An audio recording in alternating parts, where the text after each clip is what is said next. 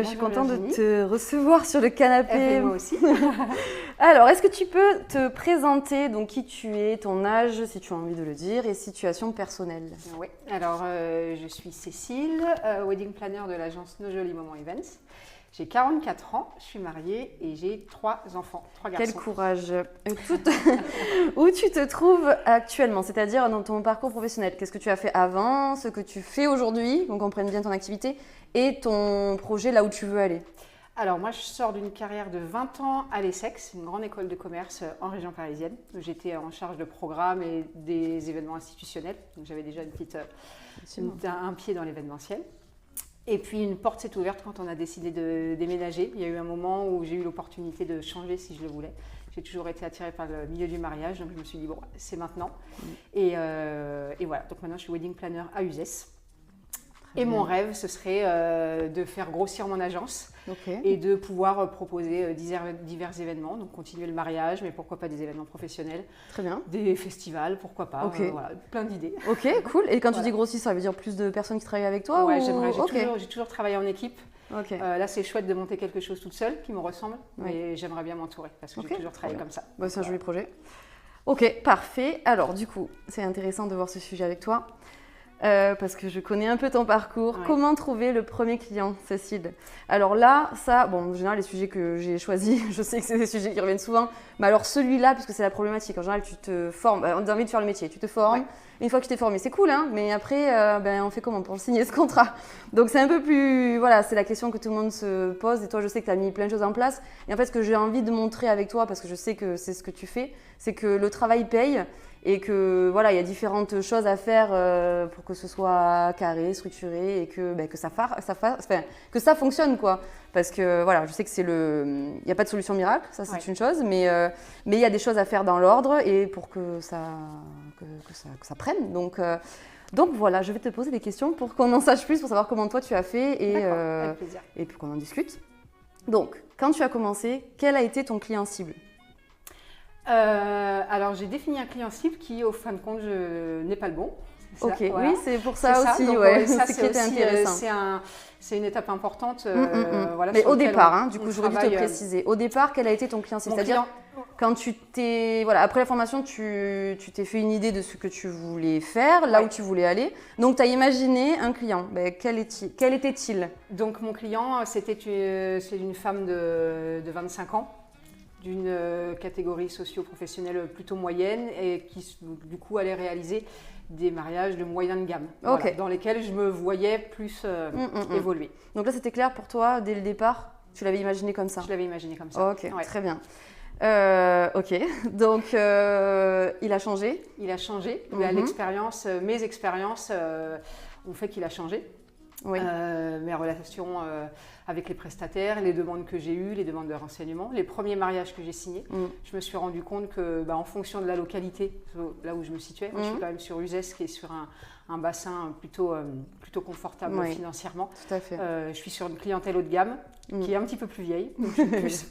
Donc d'un client idéal qui avait 25 ans sur du moyen de gamme, je suis passée sur un client idéal qui a 35-40 ans sur du mariage plutôt la tendance aussi maintenant quand même, malgré tout. Par rapport à l'âge, du moins. Après, ok, donc tu es sur du haut de gamme, très bien. Et ça, en fait, finalement, c'est une bonne nouvelle parce que vaut mieux dans ce sens que dans l'autre. C'est ce que tu avais choisi. Enfin, du moins, est-ce que ça te convient?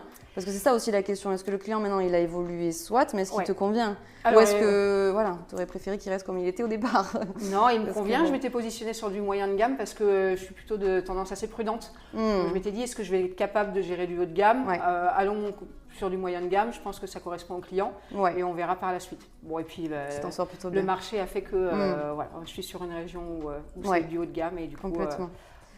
Alors là où c'est intéressant, parce que du coup, ce que je pense que les autres ont envie de savoir, est-ce que tu peux soit lister, dans l'ordre si tu le peux, mais ce que tu as mis en place pour trouver ton premier client, donc signer ton premier contrat?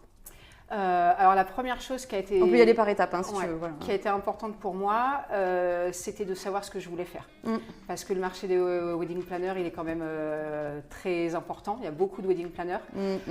Donc du coup, j'ai passé du temps à réfléchir sur mon positionnement et ce que j'avais moi envie de faire et ce que j'avais envie de vendre. Tout à fait. Et quand on vend ce qui nous passionne et ce qu'on a envie de faire, forcément, c'est plus facile de vendre et de donner envie aux gens de travailler avec nous. Complètement. Donc ça, c'était au départ, on va dire. Au départ. Donc, j'ai décidé, moi, de me positionner sur un marché plutôt local et de la mise en valeur de ma région. Ok. Et après, je suis allée rencontrer les prestataires. Voilà. Ouais. j'ai pris mes baskets. Je suis en plus sur une ville qui n'est pas très grande. Et voilà, je suis allée taper aux portes. Ouais. J'ai eu des très bons accueils, comme j'en ai eu des plus compliqués. Tu as fait ta ville essentiellement et un peu aux alentours ou tu es resté aux alentours. Ouais, ok, très bien. Parce que la deuxième étape, c'était une fois que tu avais ton idée précise, tu t'es dit, bon voilà, là ça y est, je sais où je veux aller, je sais qui je veux, donc je vais aller en discuter avec les autres en fait, c'est un peu ce que tu as fait. Hein.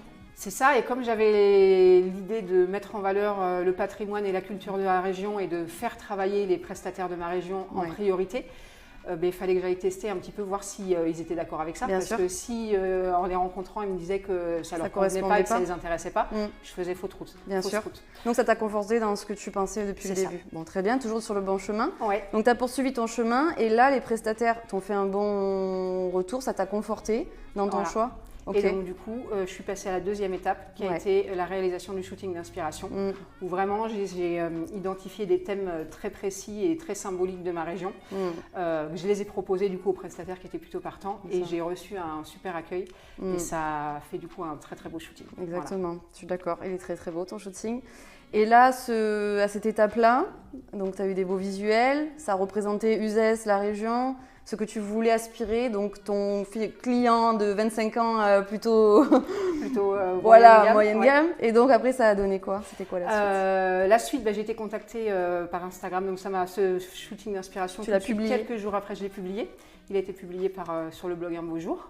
Donc ça aussi, c'était pour moi une belle reconnaissance aussi vis-à-vis de mes prestataires. Ils m'avaient fait confiance, donc j'étais contente qu'ils puissent rayonner un petit peu. Ouais, c'est toi qui les as démarchés, le blog, ou c'est les prestataires qui l'ont fait? Je l'ai fait en lien avec les photographes. On s'était mis d'accord ensemble et on l'a fait avec les photographes.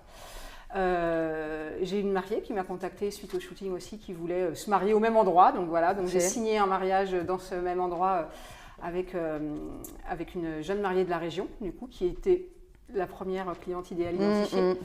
Et la très grosse bonne nouvelle par contre, c'est que j'ai été contactée par les propriétaires d'un hôtel qui ont flashé du coup sur mon shooting photo et qui m'ont proposé de les accompagner dans la commercialisation de leur offre mariage. Donc du coup, partenariat que je viens de signer avec eux. Donc toujours dans le même, grâce à ce que tu as fait, donc un shooting que tu as organisé, bon, les visuels ont été, ils représentaient ce que tu voulais aspirer. Tu as signé un contrat, au bout de combien de temps du coup ce contrat? Un mois. Un mois. Après le shooting, du coup, après la publication.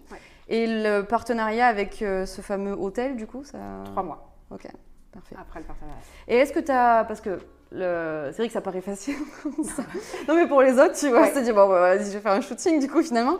Mais est-ce que tu as publié fait plusieurs publications? Est-ce qu'en amont, tu as montré quand tu allais visiter, quand tu allé faire des choses? Tu vois, c'est ça, j'ai voulu partager en fait. Alors moi qui n'étais pas forcément super à l'aise avec Instagram. Mais non, tu vois, Fabcam, voilà, j'essaye, je me fais violence aussi.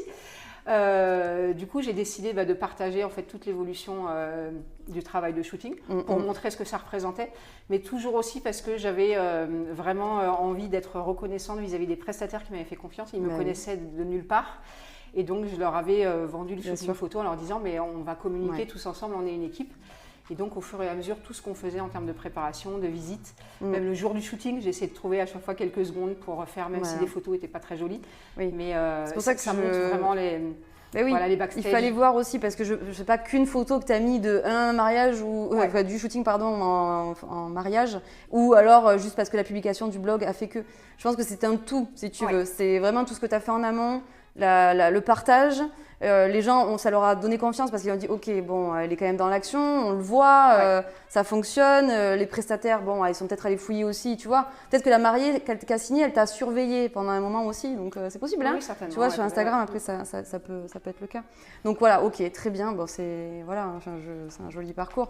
Et là, à partir du moment où tu as signé ce premier contrat, comment ça s'est passé ensuite Alors en fait, j'ai continué à démarcher les prestataires de la région, continuer à visiter des lieux, continuer à rencontrer des traiteurs, parce que le but c'est vraiment de mettre en valeur la culture. Donc il fallait aussi que moi je la découvre la culture, parce que si je la vends, il faut forcément que je la connaisse et que je la maîtrise un petit peu. Oui, puis que tu le partages aux autres aussi pour leur donner envie de venir, de faire.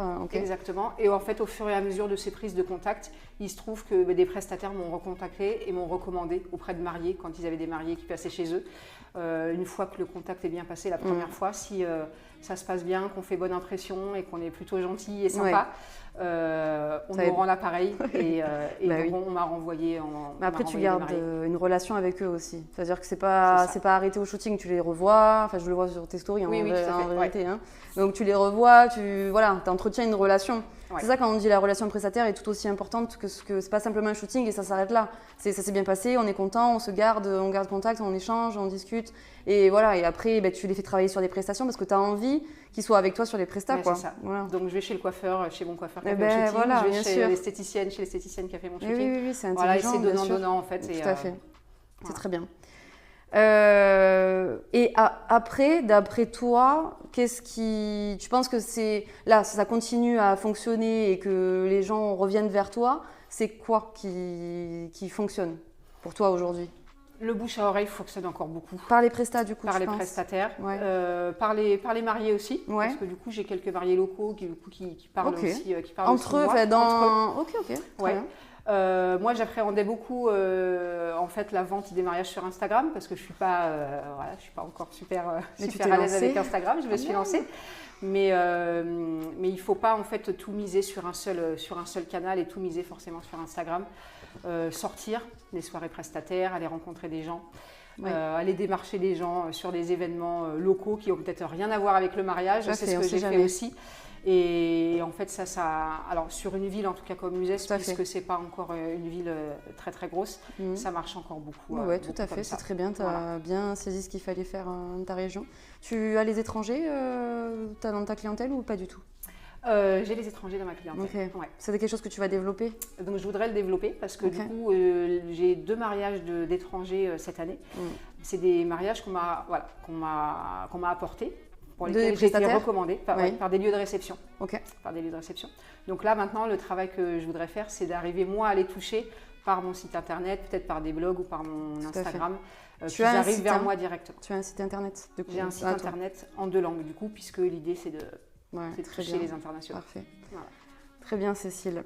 Il y a dans tout ça, malgré tout, forcément, puisque c'est là où les questions que je pose à tout le monde systématiquement, parce que c'est toujours intéressant, malgré tout, parce qu'on peut se dire, oui, bon voilà, Cécile, ça a l'air d'être tranquille, c'est parti et tout ça. Mais il y a forcément un frein, une peur, une crainte derrière tout ça.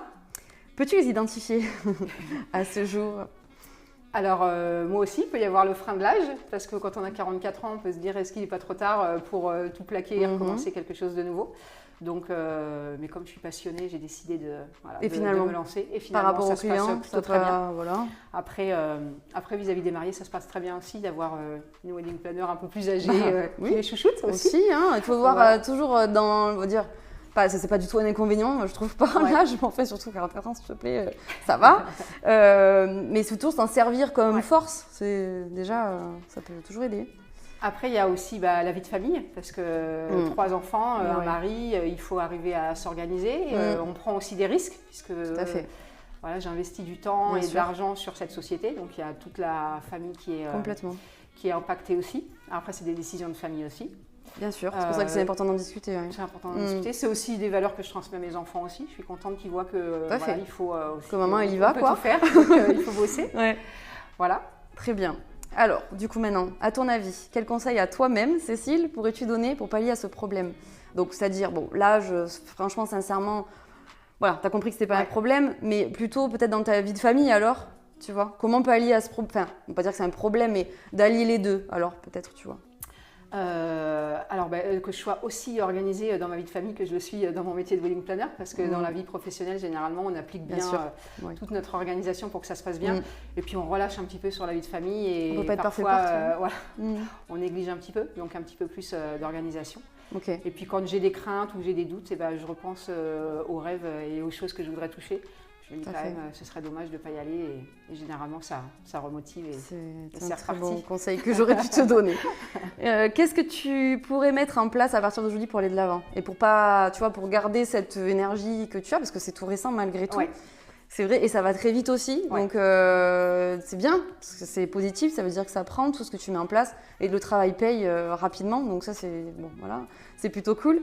Mais pour garder justement ce rythme-là, tu vois. Et ben de bien m'entourer, de me faire accompagner.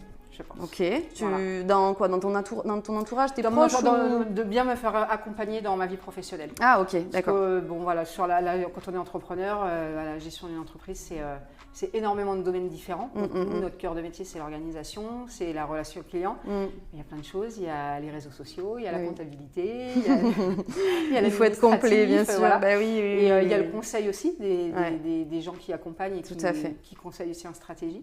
Donc, de pouvoir travailler avec eux, de ne pas être seul. Ok, et ça ne te pose pas de problème de la sous-traitance du coup? Parce que je sais que c'est souvent compliqué, parce que quand on arrive au stade où on se dit, bon, alors là, il est temps de se développer, est-ce que tu as la facilité d'aller vers les gens, t'ouvrir et de justement sous-traiter facilement, te faire accompagner dans du coaching ou pour autre chose, sujet que tu as besoin? Non, alors sous-traiter sur la partie gestion vraiment. On n'en est pas là, oui. Pas ton boulot, pas ton travail d'organisatrice. On est d'accord. Mon travail d'organisatrice, pour l'instant, je le garde pour moi, et mon savoir-faire, pour l'instant, je le développe comme ça, moi seule. Mais sur le développement, qui j'espère viendra, entreprise, administratif, j'aimerais bien. Tu auras plus de facilité à le faire. Ok, très bien. Alors maintenant, quel mot, phrase de fin as-tu envie de partager aux autres? Alors, c'est une phrase qui m'accompagne depuis très longtemps. C'est pour avoir ce que tu n'as jamais eu, il faut que tu fasses ce que tu n'as jamais fait. Oui, je sais que tu l'aimes bien cette phrase. Je l'ai déjà partagée. Oui, et je l'ai mise sur mon vision board. Elle est sur la mienne aussi. Et quand j'ai des doutes, où je me dis, est-ce que ça vaut le coup, et ben, je me la repasse en tête et je me dis, bon. Disons que si vraiment tu idéalises une grosse entreprise avec plusieurs personnes, si tu visualises pas vraiment ce truc-là, le jour où tu te dis, bon, la sous-traitance c'est compliqué, et puis finalement le projet idéal il est là, et tu te dis oui, je suis obligée de faire ce que je n'ai jamais fait pour l'avoir, sinon ça va être compliqué d'aller jusque là. Non, moi j'adore cette phrase, je l'ai mise dans 2 fois parce qu'il y a 2 formules différentes, je l'ai mise 2 fois sur mon vision board. Je l'aime bien. Ok, très bien, merci Cécile pour ton conseil. Le mien maintenant, je vais te partager à toi, aux autres, on va dire. Faire le CV de son client type de la même manière que tu l'as fait, c'est-à-dire faire son persona, comme sur Canva, basique, de qui je veux, 25 ans, madame, un travail. Et puis c'est bien de l'idéaliser comme ça, au moins, c'est avec elle que j'ai envie de travailler. Après, effectivement, ça va changer très certainement, parce que quand tout en fonction de ta communication, toi, comment tu vas ce que tu vas mettre sur les réseaux sociaux, ton shooting, tes photos, tu vas aspirer à une clientèle. Donc c'est pour ça que ça peut évoluer, dans le bon sens comme dans le mauvais d'ailleurs, mais enfin, bon voilà. Et après, il faut penser comme lui ou comme elle. C'est-à-dire quel prix elle serait prête à payer ma prestation, quel réseau social elle utilise pour que je sois là où elle a envie que je sois, son process d'achat, et de toujours penser comme elle. C'est ça l'intérêt d'avoir un persona. Voilà, ça c'est évident. Faire et montrer ce que ton client idéal veut, c'est-à-dire sur ton site internet, sur tes réseaux sociaux, ce que tu as fait pour ton shooting finalement. Il faut qu'il a envie de voir ça, il veut voir Uzès, il veut voir les produits locaux, il veut voir que je fais du haut de gamme, il veut voir des belles robes de qualité. Bon voilà, et du coup tu montres ce qu'il a envie et ça aide de partout, sur le blog comme tu l'as fait, sur le site. Enfin, en fait, en vrai, mon conseil c'est ce que tu fais, donc c'est très bien. Organiser un shooting dans ce sens par exemple, ça faisait partie des conseils que j'avais notés. Et le travail, sortir, rencontrer, tu l'as dit aussi, échanger, parler de tout ce que vous faites à tout le monde, parce que tout le monde doit le savoir, ton coiffeur, ton boulanger, ta voisine, ta tante, il faut le dire à tout le monde parce que on ne sait jamais à qui on... On est dans une période où il y a vraiment une grande importance des réseaux sociaux, mais toute la communication externe, il ne faut pas la négliger, ça marche encore énormément. Oui, parce qu'on a besoin d'être rassuré aujourd'hui, donc le bouche à oreille, malgré tout, des fois il prend du temps, mais on ne sait jamais à qui on peut demander. La dernière fois, je ne sais plus à qui j'en discutais, je crois que c'était Laurence, qui est organisatrice aussi, et qui m'a dit, j'en discutais avec mon coiffeur comme ça, il y a une dame qui écoutait ma conversation, elle a dit moi je cherche quelqu'un pour organiser mon mariage, bingo, elle a signé le contrat.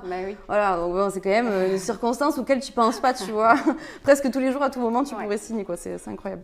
Donc écoute, je te remercie Cécile pour le temps que tu m'as accordé, d'avoir répondu, d'avoir partagé aux autres tout ce que tu as mis en place et ton parcours. C'était intéressant. Merci. Et du coup, je te souhaite toi aussi un joli parcours professionnel, que ça continue comme ça et que tu ailles ta multinationale.